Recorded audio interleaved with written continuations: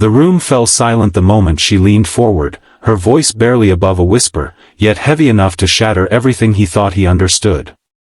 "My father knows your name."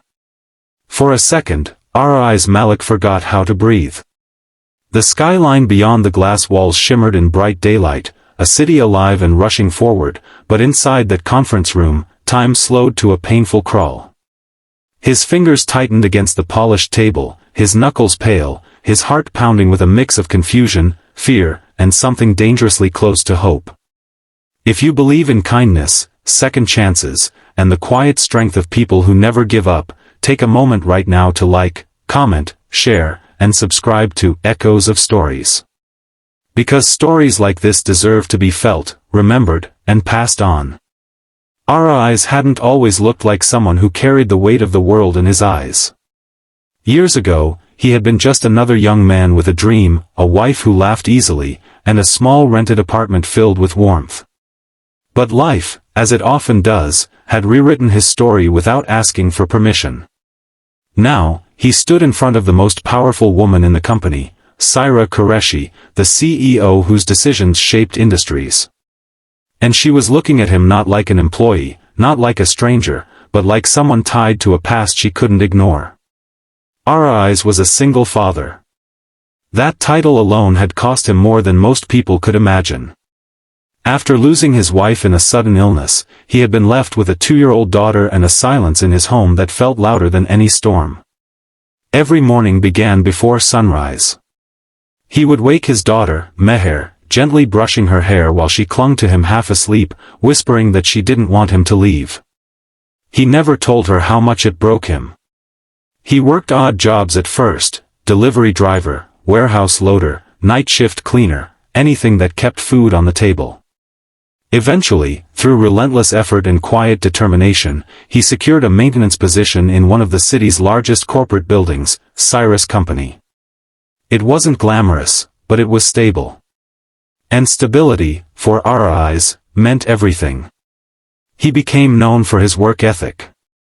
He never complained, never asked for favors, never missed a shift. He fixed what needed fixing, often staying late without being told. People noticed him, but only in passing. He was part of the background, reliable, invisible. Until today. The meeting hadn't been meant for him. He had simply been called to repair a malfunctioning lighting panel in the executive conference room. But when he entered, something shifted. Saira had stopped mid-sentence, her eyes locking onto his face as if she had seen a ghost. Now here they were, standing across from each other, the air thick with unspoken history. "My father knows your name," she repeated, more firmly this time. Aariz swallowed hard.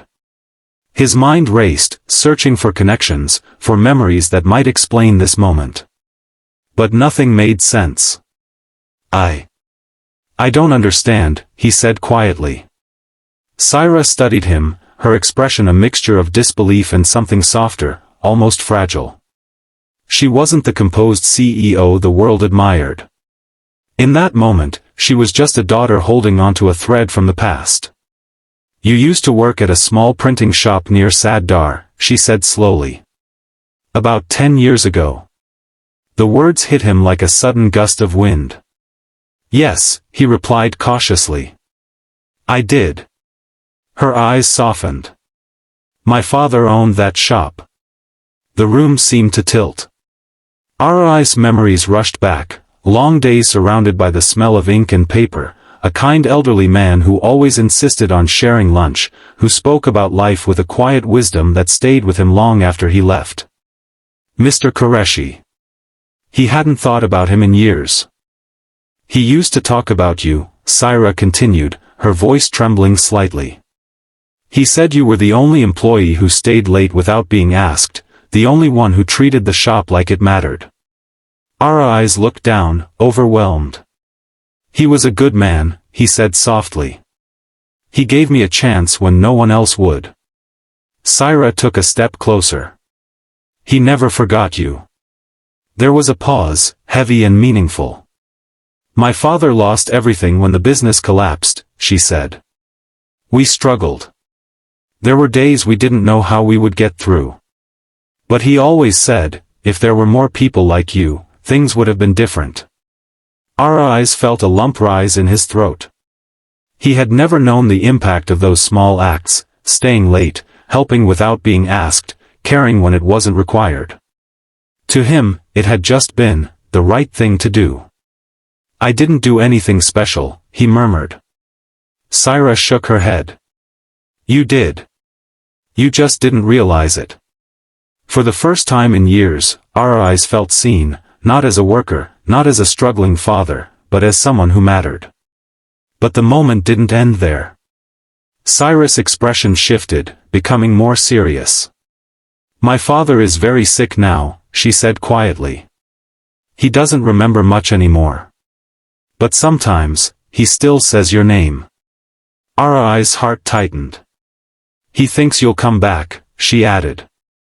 Silence filled the room again, but this time it wasn't heavy, it was fragile, like something waiting to break or heal.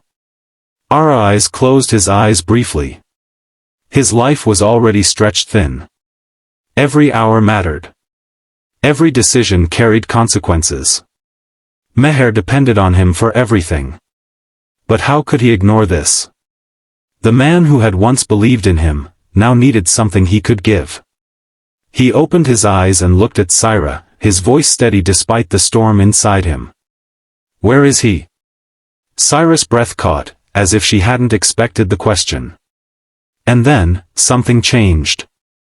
Because in that simple response, there was no hesitation, no calculation, just a quiet, unwavering humanity.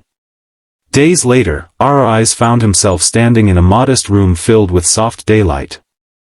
The machines hummed quietly, and the air carried the scent of antiseptic and fading memories.